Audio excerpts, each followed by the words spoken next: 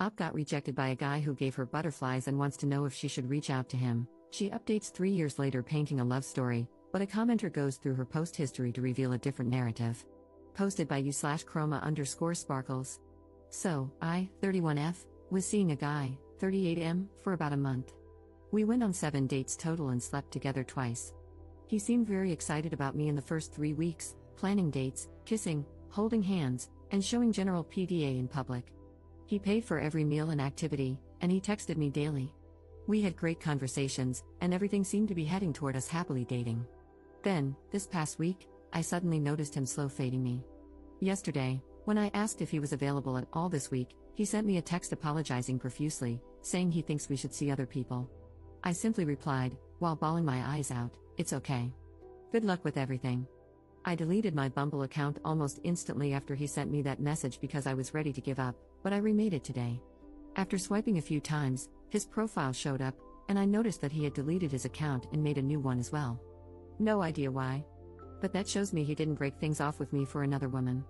Of course, like a dork, I still swiped right, holding out some kind of dumb hope that we'll match again. Normally, when I'm rejected by a guy, whether things were going well or bad, I say my little good luck message and move on. But I honestly feel like this guy and I were on the way to something special. I know nothing I say will necessarily change his mind, but for some reason, I really want to send him a message, maybe in a week or two, after some time has passed. I want to let him know how I felt about him because I never really got the chance to. I had been planning to tell him this week that I was developing feelings for him.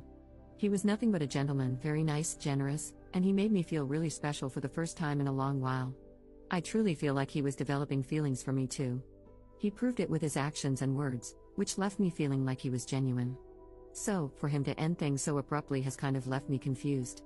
I know people are allowed to change their minds suddenly with no explanation, and he's well within his right to do so. I'd be lying if I said I wasn't hoping the message would get him to change his mind or, at the very least, open the door for us to talk more about what happened. But I'm not a complete fool. I know it's more than likely that he will read it and not respond, even though we didn't end on bad terms. Even knowing that it most likely won't make a difference, I still want to send it because I really do want him to know how much I liked him and appreciated him, even if he doesn't care enough to respond. I feel like it would be very cathartic for me, and whether he responds or not, it would give me some closure because I will have said everything that's been on my mind and in my heart for the past month. Should I go for it, or is it a waste of my time? Edit. You are all right. I won't send him anything. I might still write the message as I originally intended, for my own personal catharsis, but I will not send it to him. I won't make a fool of myself chasing after someone who told me they weren't interested. If he wants to reach out to me, he will. And if I never hear from him again, which I most likely won't, then that's my closure. Thank you for all the responses, even the ones that were a bit harsh. Update 3 years 5 months later. About 3 years ago, I made a post asking if I should reach out to a guy I was seeing after he rejected me. The general consensus was no, so I didn't. However, 3 months after I made that post, he actually reached out to me. We hadn't spoken at all during those 3 months, and I didn't go on any dates with anyone else. When I saw his text, my heart dropped, but I remained skeptical. After about 3 days of texting, he asked me to dinner. I grilled him about why he had rejected me and why he decided to reach back out. I wanted to ensure he wasn't playing any games. If I had sensed even a hint of that, I would have cut him off immediately. To keep things vague for privacy, the reason he gave for rejecting me was that he thought there was an incompatibility between us. Even though he really liked me, he didn't want to drag things out and then break it off later after one or both of us had developed deeper feelings. I asked why he decided to come back, and he explained that he realized we had something really good. He said he really liked me and was willing to overlook the incompatibility because, after thinking it through, he concluded it wasn't a big deal in the long term. For context, it wasn't anything major like kids, marriage, etc. He admitted he had made an assumption and ended things too early when he probably should have waited and talked it out with me. He acknowledged his mistake and apologized multiple times. I also asked if he had been seeing anyone else during the 3 months we weren't talking. He said no, he hadn't even been on any dates since me. Since he had never given me a reason not to trust him, I chose to believe him. I just wanted to make sure he wasn't using me as a rebound after being dumped or something. Long story short, we've been together ever since that dinner. And now, 3 years later, we're engaged. We are madly in love, and he truly is my best friend. My mom loves him, his mom loves me, he loves my fur babies, and they love him, so all is good. I'm sharing this not to brag, but to encourage people to stop cutting others off so quickly or assuming bad intentions when someone comes back. Believe me, I've been led on and used by men in the past, and I probably should have cut them off sooner. Looking back, the signs were there, but I chose to ignore them. My now fiancé has been nothing but a parade of green flags, but I was still cautious when we started dating. As much as I liked him, I would have walked away if I had seen any red flags. He came to me correctly and didn't play games. He asked me to be his girlfriend without me having to push for it, and he literally told me, "I didn't reach out with any intention other than asking you to be my girlfriend." Don't be afraid of being someone's second choice because, in a way, we're all someone's second choice. If someone comes back, don't assume they have bad intentions, unless they treated you poorly to begin with. But if someone was kind, caring, and generous, and things didn't work out the first time for some reason, it doesn't hurt to give it another try. Just make sure they're not playing games, and if they are, leave. Okay, this is really rambly, sorry. Thanks for reading. Edit. I'm still not going to reveal the actual reason. But, like I said, it turns out it actually wasn't a major incompatibility, just a bad assumption on his part. If we had truly been incompatible in some way, we definitely still wouldn't be together. Compatibility in a relationship is different for everyone, so what works for some people may not work for others. Commenter. Listen, I'm not trying to be messy or rude about Op, but there's a lot of context about her romantic life left out from her posts, both before and after this instance. TLDR, the impression I get is that she's afraid of being alone, especially because she's over 30, and the man will settle for having her around but isn't enthusiastic about having her in his life. Outside of her talking about her dogs and weight loss, all of her posts are about her love life. 6 years ago, in our /dating over 30, she complains about being ghosted by 3 potential romantic partners in 2 days. She estimates she's matched with 200 profiles in the past week on 2 platforms without any results.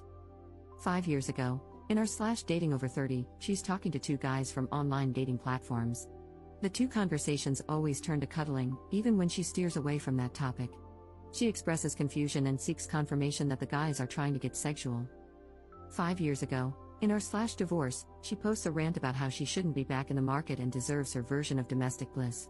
She says she's constantly getting rejected but also states that everyone she speaks with is boring. She mentions that when she was married, she constantly celebrated that she wasn't dating anymore. She closes out by stating she'd never get back with her ex but misses being happy in a marriage. 4 years ago, she wrote the original post about reaching out to the guy who rejected her. 2 years ago, she posts in our /Black Ladies and our /Relationships over 35 about the same topic.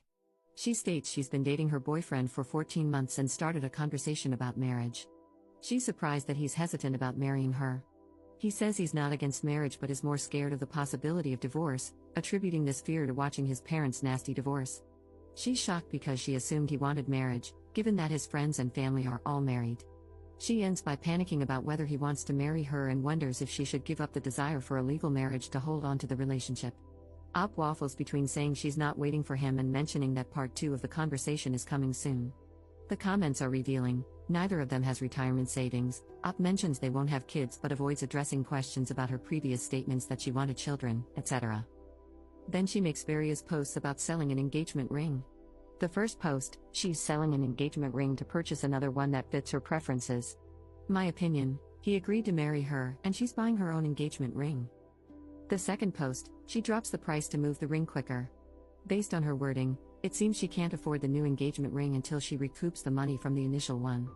This could indicate her financial situation and the level of investment her fiancé has in the engagement, giving him the benefit of the doubt that he's willing to contribute to the costs of the new ring. The third post, she asked for opinions on the different stones she's considering, wanting a moissanite stone as close to a diamond as possible, and posts a video of the loose stone she chose. Then 7 days ago, she posted the update to her original post, the one about reaching out to the guy who rejected her. My thoughts: I don't know if Op comes from a conservative background or grew up on Disney movies /rom-coms, but she seems very male-identified and views marriage as a rite of passage into the top tier of adulthood. She's mentioned in comments that people gain social capital when they get married and that she doesn't want to grow old as someone's girlfriend. I think she's willing to give up her actual wants if it means getting a husband. She has a pattern of deferring to the man in her relationships, even if it means taking on the bulk of the risk. For instance, her ex-husband wanted a husky even though they already had 2 dogs, and she didn't want another dog. The ex left her a couple of months later and left the dog at her house. I think the fiancé was dating around or hooking up and felt sparks with someone else. He started ghosting Op until she asked him a direct question about his availability, and he broke it off with her. He deleted his Bumble account because he was serious about the other person but not Op. When he saw that Op matched with him again, he put her on the back burner as a backup. Once he realized nobody was feeling him or his potential matches didn't lead to anything, he circled back to her.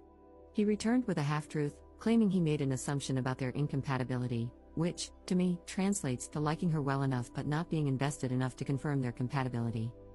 This lady has a lot going on because she's scared to be alone and build the life she wants due to her FOMO around having a man. I've also noticed that she seems to round up her age in relation to the forums. For example, she was 29 posting in r/dating over 30, not alarming by itself, and 33 posting in r/relationships over 35. It seems like she thinks she's falling behind because she doesn't have a marriage.